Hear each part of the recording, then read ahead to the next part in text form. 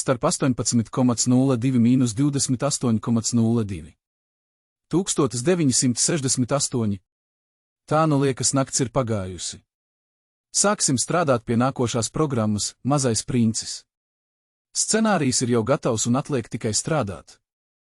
Šeit būsim nodarbināti visi un būtu pavisam jauki, ja programmu varētu laist no viena gala līdz otram bez starpbrīža. Liekas tāpēc, lai mūsos būtu ritms, kurš vispār ir kaut kur noziedējis. Man ļoti gribās mazdrusciņi iebilst pretī pret scenāriju. Man liekas, ka ja mēs gatavojam Mazo princi, tad tas ir jātaisa tāds un nevis ar visādiem izgraznojumiem.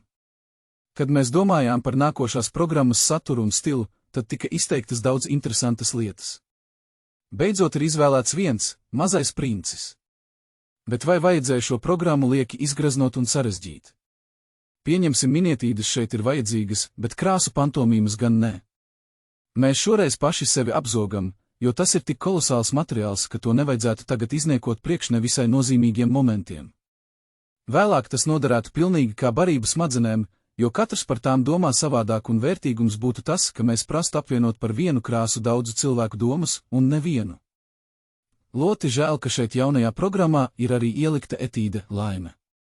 Tā ir skaista pati par sevi un šaubos, vai viņa programmā būs labāka vai tikpat laba kā atsevišķi. Tagad tur ir pielikti divi cilvēki klāt un etīde noteikti zaudēs to skaisto jēgu un noteikti nodrellēsies pirms laika. Šī etīde iegūst šo kolosālo uzmanību un skaistumu ar to, ka to spēlē divi cilvēki un liekas, ka tikai tādēļ. Tagad Rūtentāls ir slims un varbūt viņa spriedelējumi arī ir slimīgi un dažam labam izsauc visādas emocionālas asociācijas. Nu, bet tas jau ir jūsu ziņā.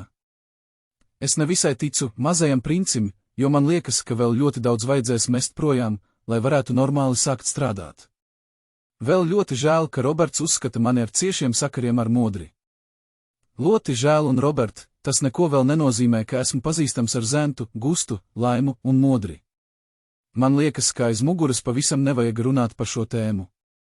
Ļoti atvainojos par savu gulēšanu ansamblim. Čau!